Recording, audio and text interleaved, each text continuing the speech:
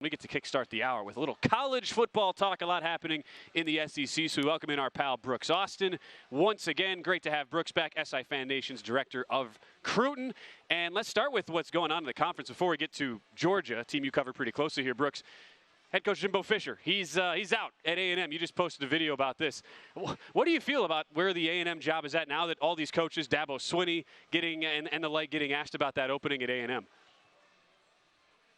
Dude, I just went through the football history on stats reference. Did you know that in 121 years of college football history, Texas A&M has 12 10-win seasons?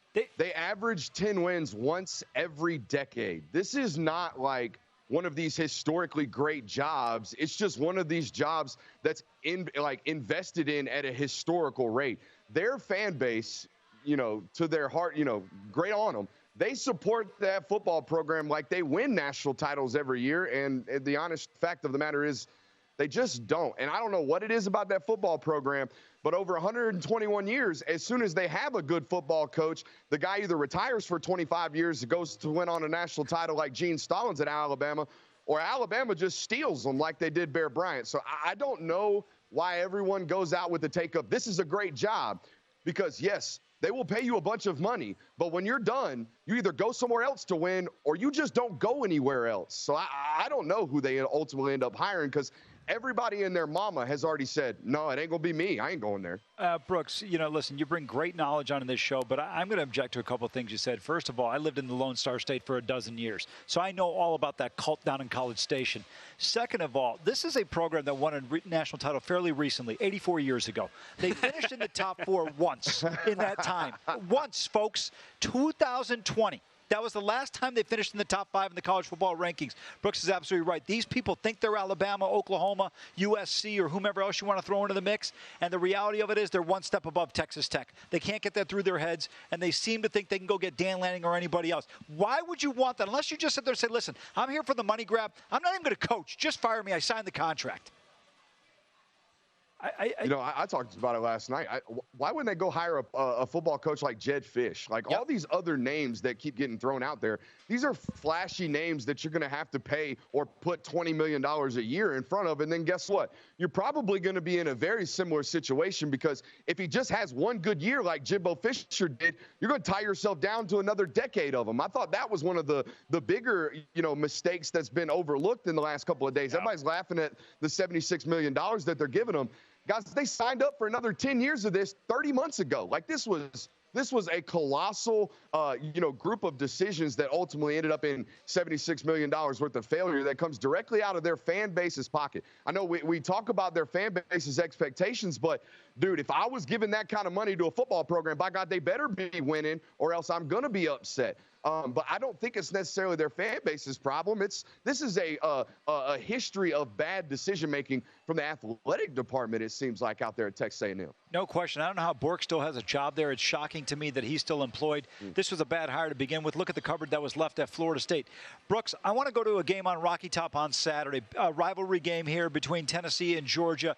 I don't think Josh Heupel knows Georgia as well as you do. You had a tremendous breakdown last week in terms of Ole Miss and the fact that they wouldn't bring their offense with them outside of the first quarter to Athens. Now, the Dogs are only laying 10.5. I don't know what the odds maker's problem is, but I'm going to tell you right now, this is an unload the clip on the Dogs here. Are you kidding me? Joe Milton, this guy can overthrow a country by himself. He's only getting 10.5 in this spot. Dogs all day on Rocky Top. Break it down for us. Hey, dude, I like the enthusiasm, first of all. But I think what Vegas is doing there is doing a very similar home road split that Ole Miss shows. This defense doesn't even travel on the road this year for Tennessee. They've played relatively well. They've become a run-based, defensive-based football program under Josh Heupel, something that I don't think a lot of people probably would have expected out of this Tennessee football program coming into the season, or let alone coming into the Josh Heupel regime down there at Tennessee. So I do think Vegas is doing they got the home field advantage. I would imagine that's worth about 3.5, maybe 4 points out there in Vegas, being up there in Neyland Stadium, and that being a 3:30 CBS football game. It's always going to be highly anticipated. But, man, I'm with you. Kirby Smart has kind of like stamped his flag Baker Mayfield style in the middle of Neyland Stadium and said, hey, look, man, we're not afraid to come up here and we're not afraid to jump on you very, very early. The last 2 times Georgia's been out at Neyland Stadium, you know, they've kind of left the first quarter with 21-0, 21-7 leads and kind of jumped out on that football team on the road. I expect a relatively similar game plan or relatively similar level of execution from this Georgia football team. The only thing that would hold me from that kind of thought process is Tennessee is a man blitz football team. They like to play a lot of man coverage, send a lot of pressure.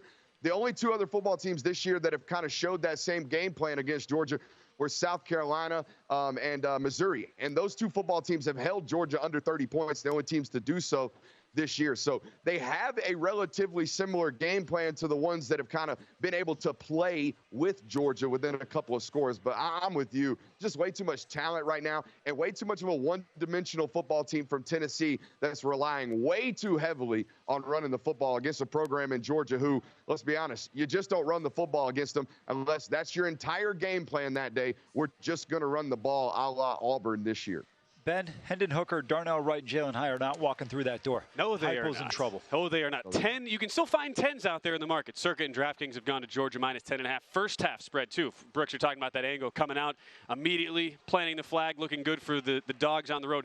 6.5 is what you'd have to lay for Georgia in that spot. And especially with the tight end, Brock Bowers now back into the fold. You saw Georgia put up the 50-burger against Ole Miss. Are you feeling at this point, Brooks, like it's 100% back with Bowers in the fold, and this is an offense now that is reaching its peak better than what we've seen so far this year? You know, honestly, as a route runner, he looked like himself on Saturday. It was the other, like, fighting to finish blocks. You know, he's become kind of a really, really physical finisher in terms of blocking as a tight end, particularly in space against smaller defensive backs. I didn't quite see that on tape this weekend, as you would imagine, probably trying to protect his feet when he's out there in space, not as a primary ball carrier. But no, in terms of, you know, his ability and whether or not he's guardable, no, that dude was himself on Saturday, or at least 90% of himself, and 90% of Brock Bowers still isn't getting covered in college football, I don't believe, by anybody. I would have to go all the way back to maybe Justin Simmons, like Clemson days, all the way back there where you have this like 6'5", 230-pound hybrid safety linebacker. That's about the only like combination of human that I think is both big enough and physical enough and fast enough to cover what is an alien, it seems like, in Brock Bowers. I love that comp. I'll give you one name, I think, in college football. The only guy that can cover him is Gentry out of USC. 6'5", 6'6", tremendous range, wingspan of about 8 feet. He'll be a guy that gets drafted in the first 45. Want to shift ahead to the SEC title game in Atlanta. The matchup is set now. Georgia, Alabama. Assuming there are no injuries in Alabama scrimmage on Saturday against Chattanooga and then down in the Iron Bowl down in Auburn, when you look at these two teams right now, Alabama comes in as a 4-point underdog. Line opened at 3. Brooks going to 4. Milroe's playing a lot better. But is Alabama offensively good enough and consistent enough against this Dogs defense to be able to put up enough points? Because I still think Georgia's going to be able to score on Alabama. You know, as early as probably 2 weeks ago, I would have said no. But watching the way that they executed on third down, I believe at one point in that football game against LSU, they were 10 of 12 on third down. So that tells me, like, as an offense, you're highly efficient, not just running the football and playing bully ball like we thought Alabama was going to do, but throwing the football as well. They've developed and kind of settled into what Jalen Milroe's passing attack should ultimately be. But this past weekend, I was really, really impressed. Say what you want about Kentucky. That was an 11 o'clock local start. Jalen Milroe takes a hip pointer in the first drive of the series. And next thing I know, I look up, they're up 28-0. And you ask how? Well, the first 3 possessions they scored touchdowns on, that was all Jalen Milroe throwing the football. And the last drive, yeah, they got a touchdown due to a short field and some turnovers. But that's kind of who this Alabama football team is this year, because say what you want about them and say what you want about Nick Saban and whatever. You know, the Texas game looked rough. UCF game or USF game looks rough. This defense is as good as any defense that, you know, Nick Saban's had, in my opinion, particularly because of what they can do at the corner spot. They play man coverage as well as anybody in the sport right now because they have 2 first-round corners in Kool-Aid McKinstry and Terrion Arnold who are absolutely locking things up out there. So it makes things really congested, separates the timing for most offenses. So I do worry about that. That offense is absolutely peaking at the right time. But, you know, that leads me to believe, hey, it might be a shootout in the SEC championship game, or, you know, maybe it's an offensive-led football game. In that case, I'm pretty much leaning on Georgia in any matchup this year. I think offensively, if they want to crank it up, they can be as efficient and as explosive as any team in the sport right now. Just based off what they're putting on film, there's really no answers to how to stop them now that they're fully healthy. Circa has already posted that number, just posted it the other day, Brooks. Georgia laying 3.5, 55.5 your total for Georgia and Alabama. Real quick before we hit a break here, it's college football win total season. I'm sweating out this Kentucky over 6.5 wins ticket. They're at 6, laying a short number at South Carolina this week. How do you see that game playing out? Oh, that's at South Carolina. Shane Beamer's coaching for his footless job or his shoeless job out there at South Carolina.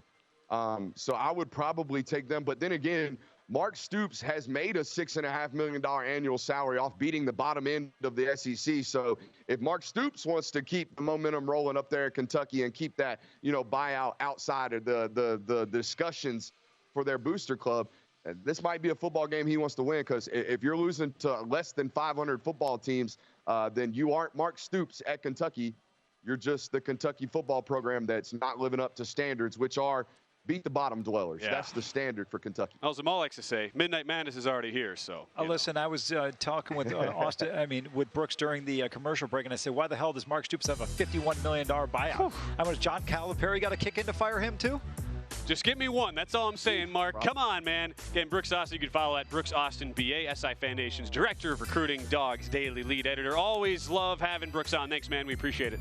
Go to VSiN.com/subscribe to become a VSiN Pro subscriber today.